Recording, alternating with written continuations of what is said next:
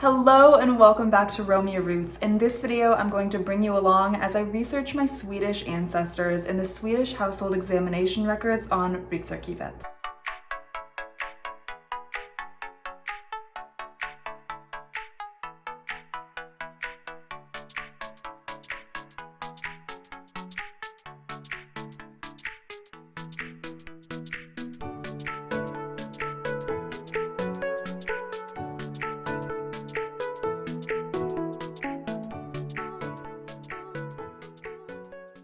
Now this video is not going to be a tutorial on how to read the Swedish Household Examination Records. I actually did another video tutorial and it's on my YouTube channel.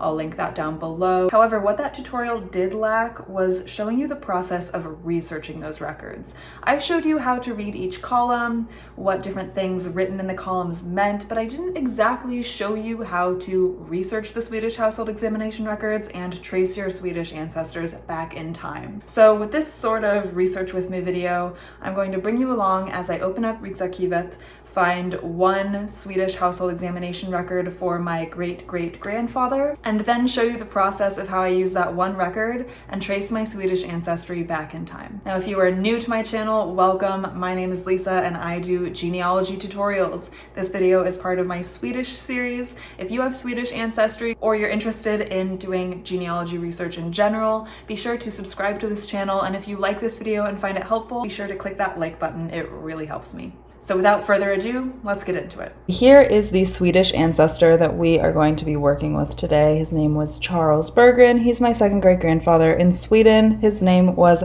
Carl Gustafsson. And I have plenty of things written down for him. As you can see, it goes on forever and ever and ever. But I have not really researched his life in Sweden all that much. I do have one household examination record linked here that I actually found on Family Search, and then I linked the link to RiksArkivet, but that was a long time ago, and since sort of familiarizing myself more with Swedish records, I haven't focused that much on Charles or his parents at all. I've mostly been doing his wife Charlotte's family line. So I thought this was the perfect opportunity to do a research with me video with Charles, because I have not dug into his family line really at all. So let's see. I have down here the link to 1877 to 1881. Here we have the Household Examination Book 1877 to 1881. This is the last book that Charles or Carl appears in before emigrating to the United States. Here is Carl,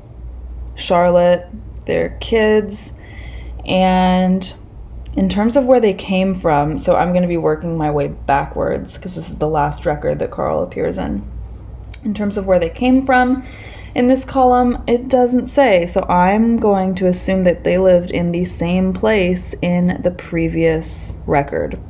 Stafju. So here I have pulled up all the archives from Angelstad. Up here you'll see we are in Angelstad's church archives. So I've pulled them up here, and we are going to go to 1871 to 1876. Let's open this baby up and see if we can find Charles, or Carl. I should call him Carl now.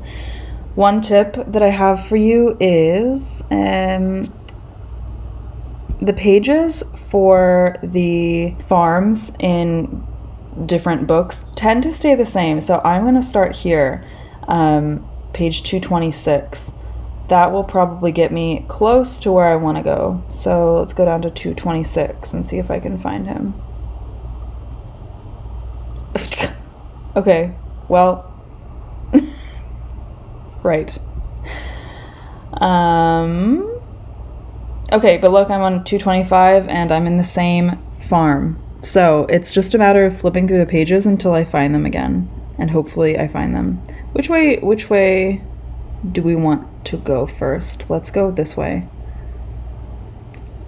Okay, now we're in north, so we want to stay in south.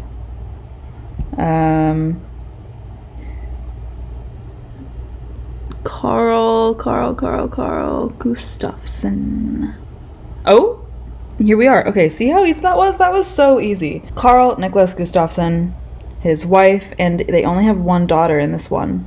So let's see over here it should say that they don't go anywhere, right? Because they stay in the same farm. Now that we've found this, we can keep working our way back. So it looks like Carl came from page 36, but first I want to make sure I copy this link and put it on Carl's ancestry profile. I just do that by adding my own 1871 to 1876. Okay, so we have 1871 to 1876. We can keep working our way back, but remember that this says that Carl came from page 36. So we don't have everywhere that he lived from 1871 to 1876 yet, because before he lived in this farm, he lived somewhere else on page 36, still within this time frame. So let's go to page 36 and see what we can find. Page 36 up here. I always forget which one it is, but luckily for us these line up. So let's see if Carl's here. This is a totally different town, Ularp. Do we see Carl? Carl Niklas, living with his father, Gustav. Carl Niklas Gustafsson. So easy. It looks like he arrived here with his family in 1874. Let's see if it says when he moved. He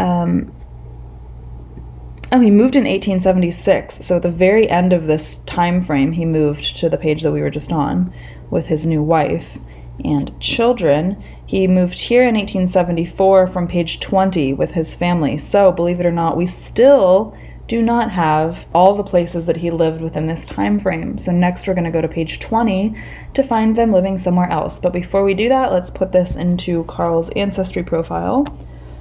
So it looks like he lived here from 1874 to 1876. So what I do in cases like this is I sort of switch things around. I'm going to write 1874 to 1876 here, and then I'm going to edit the one that I just did, the 1871 to 1876, because that sort of insinuates that he was there for the whole time frame. I don't want that. I'm going to say just 1876, because according to that record, he just lived there for 1 year. Actually, I will do a video on how I organize my Swedish genealogy research, because if you are familiar with this whole process, you know that people moved a lot. They're on the same books one time, then they're on different books, different pages. They move around so many times, and it's hard to keep track of where people are. And there's a really cool way that you can do it in Excel that I will show you in another video. But let's keep going with Carl. So he arrives in Ularp in 1874, it looks like, in November 30th or December 30th, 1874, and they're coming from page 20. The whole family's coming from page 20. So let's see where they lived in page 20. We're in Angelstad, but I don't see... Oh, nope. See, we're on 16, so I was wrong. The right side refers to the actual page of the record. The left side refers to the picture of the scan. So let's go over to page 20, and we should find Gustav and Carl. Here we are, Gustav Abraham Niklasson, and here's Carl, or Charles. So they live in Angelstad. It doesn't say they arrived here from anywhere, so in the previous book, this is where I'll look. For this, I will say 1871 to 1874, because they move in 1874. Okay, we have now found everywhere that Carl has lived from 1871 to 1876. And if we go back to the earliest places that the family lived, this is prior to 1874, because of course in 1874 they moved to Ularp, I think it was. We will see that in the arrival column, it doesn't say that they arrived from anywhere in particular, which tells me that in the previous set of years, the set prior to this, that we will find Carl and his parents in Angelstad Norgard. So let's look for them there. And keep in mind we are on page 20.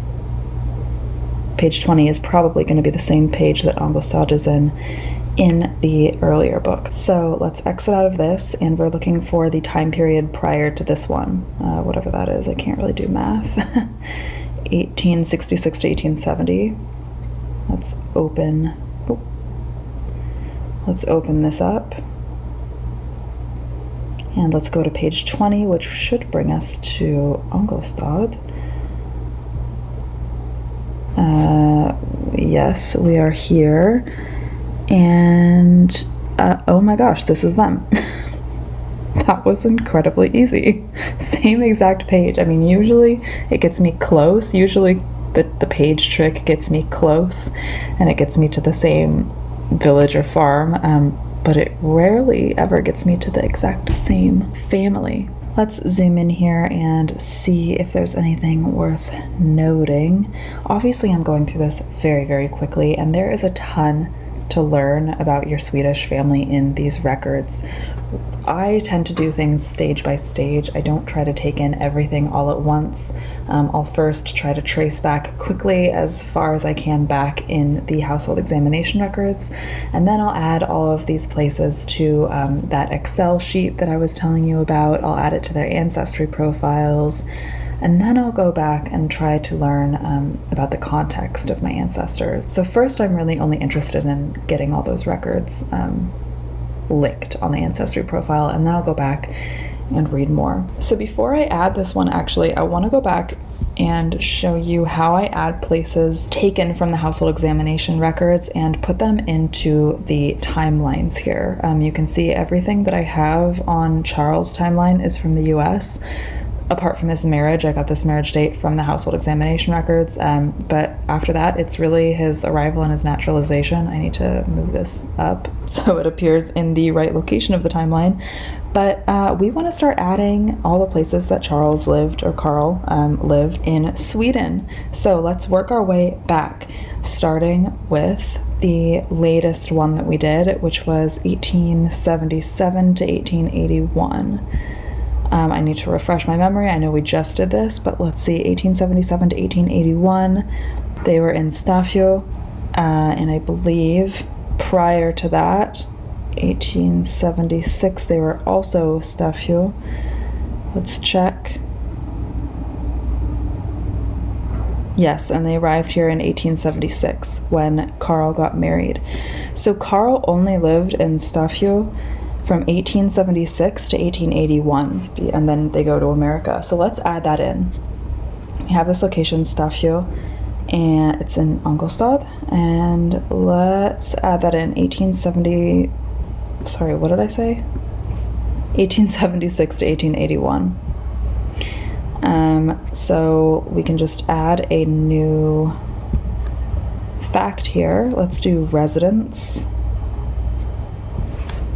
1876. Actually, something that's interesting with these Swedish records, because you have so many references to moving in and moving out in the Swedish records, you can either do residence or you can do arrival and departure. I might actually change this to arrival and departure because some dates are so specific. So let's do arrival. They arrived in 1876 to, let's see if it shows up. I'm pretty sure the contemporary name of Stafio is with a V. Stafio. I just put in little notes so I have them. So there we have an arrival, and we can also put in a departure because we know the date that they left this place, and that is May, I think that's May 16th, 1881. So we can put in that exact date for departure, May 16th, 1881.